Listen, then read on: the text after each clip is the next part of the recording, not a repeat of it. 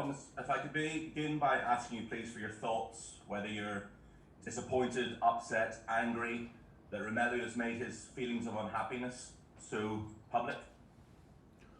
Yeah, we don't like it, of course, because it brings noise that we don't need and is not helpful.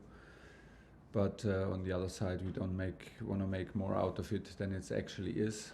You know very well how it is. It's very easy to take lines out of context. It's very easy to shorten lines, make headlines, and then later realize that it's not so bad and maybe not what he meant. But let's be honest also with it, we don't like it. I don't like it, like I said, because it's noise that we don't need. We need a calm environment and focus, and this does not help. Did he sit down with you to discuss his unhappiness at the role he's playing at the moment? No, not at all. I don't feel him unhappy. I feel the exact opposite. If you asked me yesterday morning, I would say I feel the exact opposite, and that's why it's a surprise, but I'm the wrong person to ask. This is the kind of thing that's best kept behind closed doors, is what you're saying? Sorry?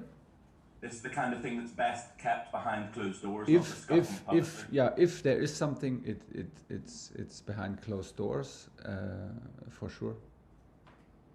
Chelsea fans will obviously feel that this was a big summer signing. He was returning home supposedly, and now he's already giving an interview saying that he wants to go back to Inter. Like I said, I mean, this is what you read into it, what everybody reads into it. I did not read it completely. Like, it's very easy to. In general, it is very easy to take lines out of context and take lines and make headlines to get the focus and to get the best out of these interviews for several days. If it's an interview from a person of that kind of interest, that important player, I totally understand the process. And that's why it's a lot of noise. It's not only a little bit of noise, it's a lot of extra noise. But still, we are like not here to just read the headlines, and maybe we here can take the time to try to understand what's going on, because it does not reflect the daily work. It does not reflect the daily attitude. It does not reflect the daily behavior which Romelu shows here at Cobham. But you need to ask him, not me. I cannot help you further with this, because I was surprised. Last two, Jamie. Just finally on Romelu, Thomas, will he face any disciplinary action, or will you at least be sitting down to discuss these comments with him? We will, and we will do it behind closed doors, and we will do it openly, like I think the relation is and has always been. So no further comments in public on that. Okay, last one, Jamie. Sure.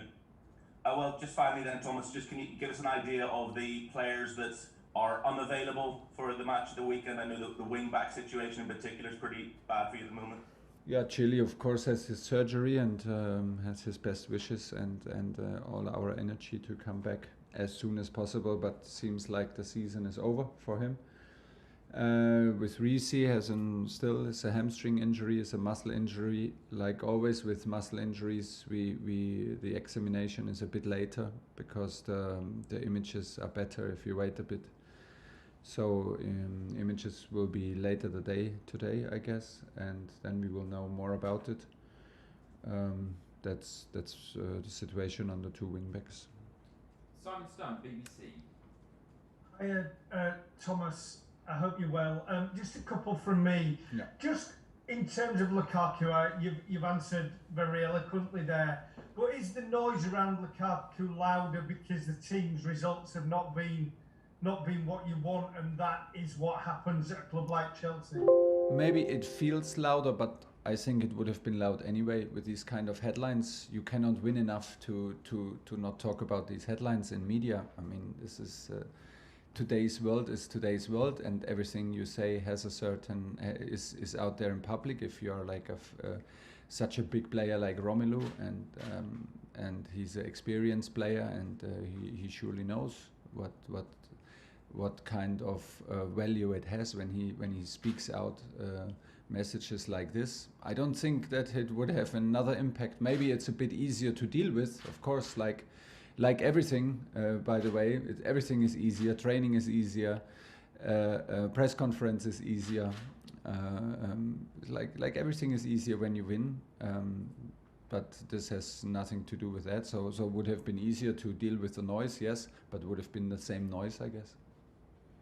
And just on a different subject, Sunday, your game will be the first in England to have legal standing at matches for some fans for many years, and I know fans stand at games, but this is something that has been part of the Bundesliga for a while now. It's a big thing for English football. Do you ever sense a difference in atmosphere when fans are stood up rather than sitting down? I was not aware of it, but I'm happy for the fans because I guess they like it and they want certain areas where they can have the possibility to watch a game standing and be a bit more emotional.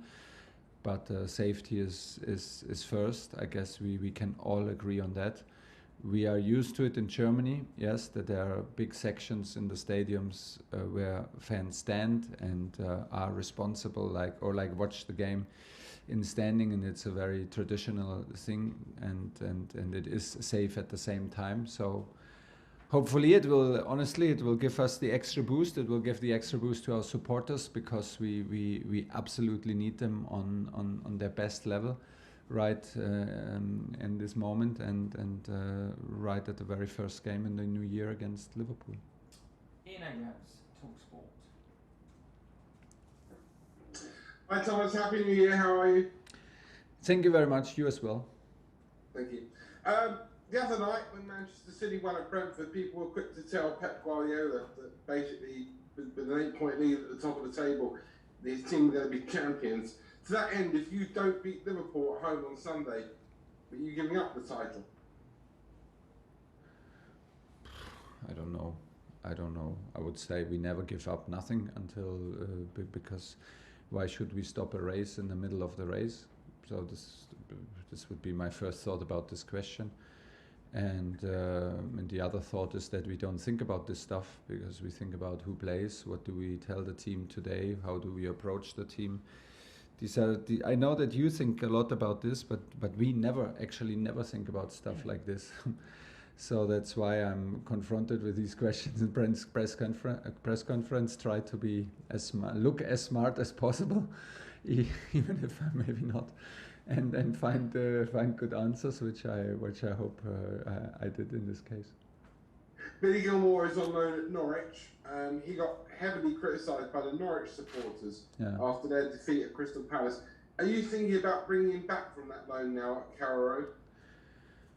To be very, very honest with you, I have not thought about it yet, and I don't think it's a subject in between these matches right now. We win. Oh. At least it was. It's at least we have a whole week after the Liverpool. No, not even. No, we have Cup. So we did not have a whole week to discuss all these things. So maybe we need to do it right after Liverpool. But haven't discussed it yet, and honestly don't have a clear opinion on it right now. And just the last one from me. It is about Lukaku, kind of. How important is it for the harmony of your dressing room and the harmony of the club at Chelsea that you sort out the problem or the problems that he has? You sit down and you go through it with him, or is it a question of he's your employee, he does what you tell him to do? It's a question of both, like a dressing room is not necessary to be always in harmony. It's absolutely not necessary to be successful. We don't have to hug each other, love each other every single day. Sometimes good to be on the edge. Sometimes good to be a bit like in disharmony when it is in between certain boundaries.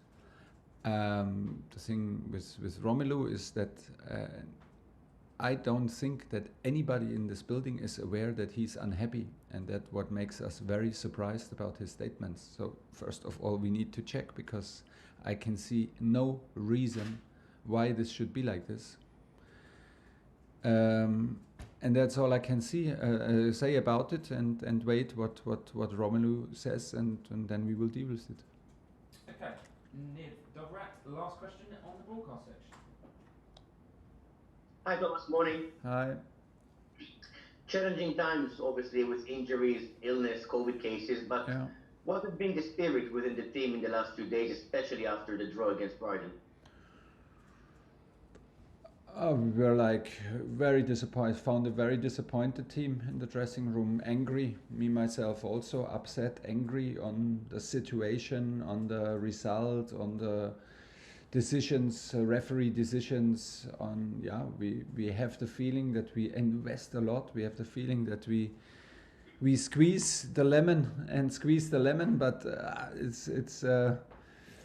it's like squeezing a little bit the same lemon over and over again, and we expect to be always a fresh juice out of it, and it's hard because we're so ambitious, and it's hard for the team to take these results and stay positive, because we are so ambitious and we know what we can deliver, and we know that we can play better, and everybody is fully aware, but everybody is trying hard, and it is not a matter of one click, obviously. And it's tough. We have now 3 games at home, I think, like where we conceded late equalizers, where we dominate all statistics, where we have clearly better chances, and where we are purely unlucky. And it's a matter of 6 points that you lose, because you have 3 draws instead of 3 wins, and it hurts, because obviously with 6 points more, we would have a completely different feeling around New Year's Eve. But it's sometimes like this. It's also not the first time in my career, and maybe not the first time, and for sure not the first time in the player's career, to have days like this where things feel a bit more heavy than on other days. It is good then to go out of the situation, if the situation and the small situation feels a little bit like difficult and hard to digest, and still we are a bit in upset mode. It's sometimes good to make the focus a bit wider, look at the bigger picture, look at what we did in the year 21, and accept that we are in the right still in the right direction. We are still in development. We still have to learn to improve, and of course quickly, but it seems to be a bump in a development that still is in the right direction. It's hard to accept for all of us, because we're ambitious, but it's what it is.